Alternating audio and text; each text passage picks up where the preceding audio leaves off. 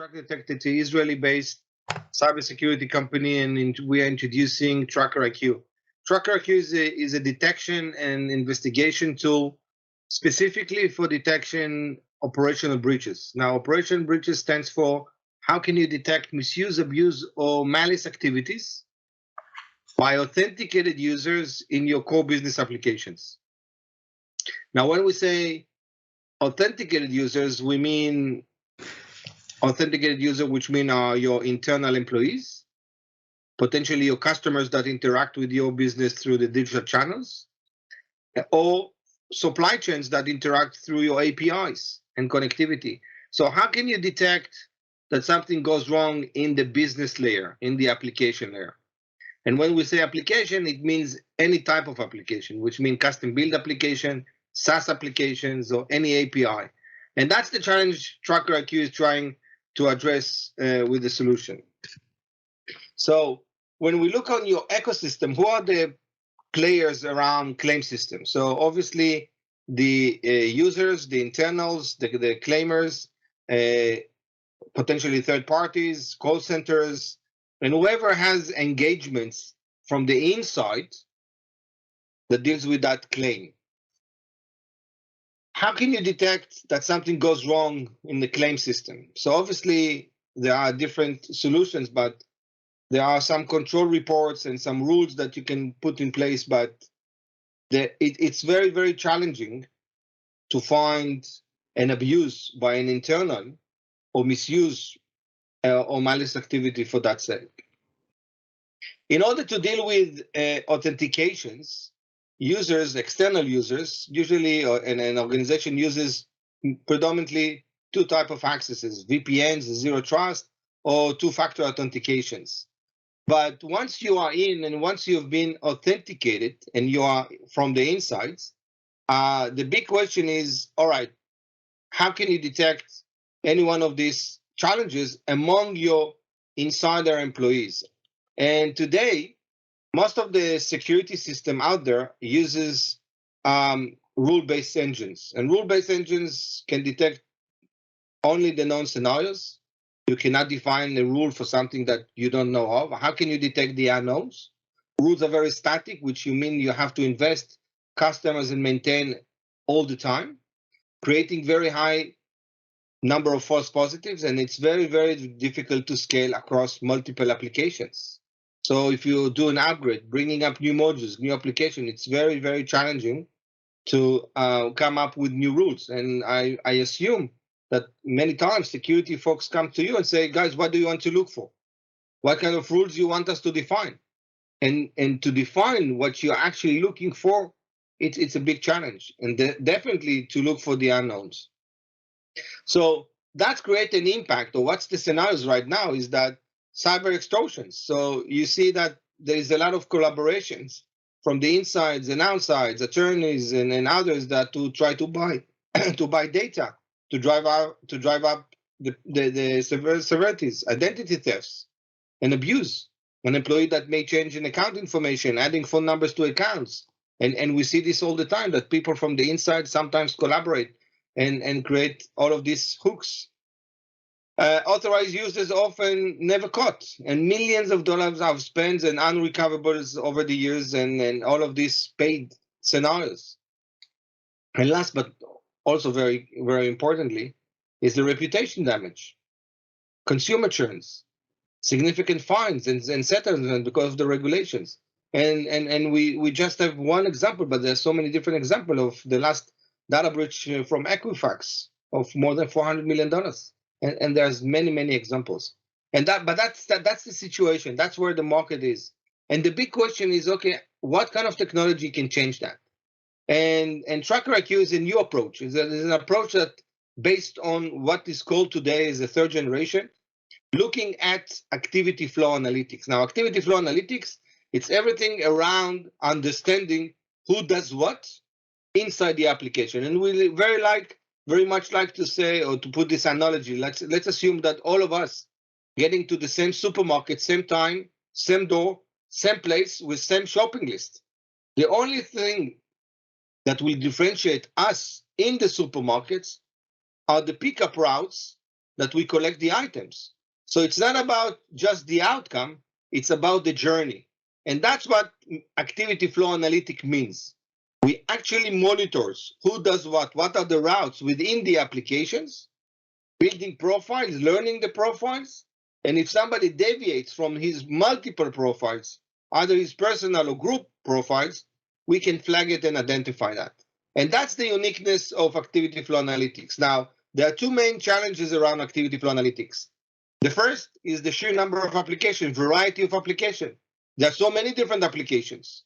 Each has a different world, context, logs, event logs, complexity, business logic. And the second is that each one of the users, the insiders, and even authenticated users, each one of them have multiple behavior profiles, not one, many. And then the big question is, how can you automate this with a system that doesn't need to know anything about your business logic, doesn't need to define any rules, and learn all of this by itself? And this is exactly what TrackerIQ is all about. So TrackerIQ has 4 building blocks. The first one is actually the log collection that is able to connect and interact with any SaaS application or custom build applications. And once we interact with the application themselves, we retrieve the information into TrackerIQ. Once we have the information, we basically take the event log, so it's clientless. You don't need to install anything on the application or on the clients. Basically, we take the logs and we build something called sessions. Now, sessions means that we take the event logs, the audit trail logs, and we timely order them on a timeline. And you can see in this example, from every log, as minimum, we extract 3 fields: the user, the date and time, and the actions, and we put them one by one based on time. And this is what we call a session, which describes the activity flow of what user did in an application. Now, if we take a real scenario with a real session, the big question always with security guys is to understand what's the meaning of these numbers. Now, these numbers are the activities that every application has and represent the action, the activities, what the user did in every press of a button. So every activity a user did is doing in the application generating event logs. In the event logs, there is a description with the numbers saying the user have done A, B, or C, or activity number 1, number 4, number 7. So each number represent an activity log.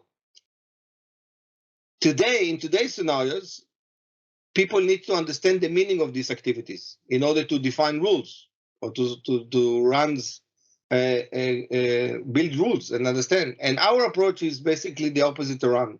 We say we don't need to understand. We are agnostic. Why? Because we want to develop a generic activity flow model that can be applied to any applications. Why? Because we are looking at which activities the user have done. The user have done in the application. In this example, the user have pressed or did activity number 1, 3, 4, 7, and 9. We also look at the sequence of the activities. And we can see that the user started from activity number 4, we moved to 1, 7, 3, and 9. And we also look at the time intervals between the activities. And this is how we generate a digital behavior fingerprint per user per application, which describes exactly what the user did, with no need to know in advance the business logic of the applications. Also, we don't need to define any rules because we know exactly what the user have done, because we know who is the user, when, and what he did. But it's not enough. Why? Because the system will generate many sessions, many activity flows per user per application. And then the question is, okay, what's normal and what's an anomaly? And for that, we've developed a clustering engine, which is a mathematical unsupervised solution that is able to take all of these sequences, sessions, group them, and divide them into similarity groups. So the output of this clustering engine looks like this. It's basically taking these 4 sessions and put them in group number 1. Why? Because they are similar to each other in the activities, in the sequence, and the time intervals. And the next 3 is basically putting in group number 2, these 3. Why? Because they're similar to each other, but very different than group number 1. So TrackerIQ learns automatically and takes all the historical logs, and per user, per application, it builds these groups. And every time there's a new batch of flow coming in, TrackerIQ will fine tune and update the existing profile or create a new one. And that's an automatic continuous process. So TrackerIQ learns all of these sequences from the logs and build profile and over profile per user per application all the time until TrackerIQ detects that someone, a user, have done something different than his profile. And then usually we ask the user, why have you done this? And there are three possible answers. The first one, I did a mistake. Second, it was not me, potentially impersonation or abuse of credentials. And three, or the third option is no answer, potentially malicious activities. And we have the ability also to compare your sequences against your individual profile, but also against your peer groups. So in claims, for example, we can compare one individual against the group and to see if you do different activities and actions, or you may have different privileges compared to your colleagues in the same group. And in this way, TrackerIQ doesn't need to define or to know anything in advance. You don't need to define the rules, and we don't need to understand the logic. And it presents a very new, innovative way to detect all of these sequences. Last, you can obviously you can upload sensitivities, and we can rank it and score it very nicely. And we would like to give you some examples to show you from a real case scenarios from a very large insurance company that is one of our customers. For example, an anomaly. And this is a real claim that was flagged for one of the users. And you can see that this claim that happens for that specific user got sensitivity of 10, which is red, of course, with a very high risk score. And the main reason is that this activity, which was cancel of payments, it happened 6,166 times. Now, it was flagged not because of the number of events that it happens, is because that the activity canceling payments is not something this user is doing on collective insurances. Usually, what we saw, and that's another when we started investigating, that these users either open payments or close payment, but he never cancel payments. And we also investigated and we saw that this user, since he's working with collective insurances, he has many cases and profiles where it deals with such very high number of activities in a short period. So you cannot detect this specific event based on the volumetric, because the volumetric will not tell you anything. You actually need to understand what is his baseline profiles, and he either open or close payment, but usually, rarely or never cancel payments. And the question is, why have you canceled all of these payments?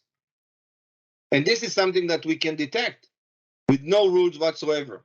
Of course, we can compare your activity against your peer groups. And this is where you see my sessions in green compared to my colleagues in gray. And you see that there is a very high correlation between the two. Whereas in this example, you see that the two deviates. And you can see immediately where I deviate compared to my colleagues or my peers. And then the question is why? Because excess of privileges? Why I have more than others, etc. So TrackerIQ gives you the ability to detect the unknowns with no need to define rules or to know the business logic in advance. And this is what most of our customers are telling about us. First, we can detect the things that you don't know or the unknowns. Why? Because we don't define the baseline. We don't define the rules. We don't need to know. We're learning. And the product is called TrackerIQ because it's tracking the actual activity that each individual user is doing in the applications, or even between entities if we're talking about business-to-business activities. High accuracy. Why? Because we have multiple profile per users. So we our SNR, signal to noise ratio, is we like to say it's equal 1, which means all the signals divided to the noise, basically it's equal 1 to 1. So we don't almost no false positives because of we're looking in sequences and multiple profiles. It's a generic solution that can be applied across multiple applications, SaaS, custom build, cloud, any type of applications. And the investigation is relatively very quick and very intuitive. And this is what I would say given the 20 minutes I have, giving you a kind of an overview of where we are. So I'm sharing, can you see my screen now? Yep. I got in the chat a question if we can look into user productivity. I'm not sure who really asked this, but I just wanted to show you a timeline where you see the green notches basically are his activities, and the dark one, you can imagine. I'm not sure what he was doing there, but he probably was not doing anything. So this is the quiet times versus this is like a work shift. This is like I can't tell the time. Is that like an 8-hour shift kind of thing? I can look into it. Was like 3 hours. Yeah, it's 3 hours. Yeah, in this case, yes. But you can see that was the question I was asking the chat. But yes, the answer is absolutely. And you can see productivity. Not only that, but you can see productivity across systems, not on the silos. But let's have input from several systems based on a business processes, and let's see productivity and anomalies. And that's exactly the visibility you can get into who does what. Absolutely.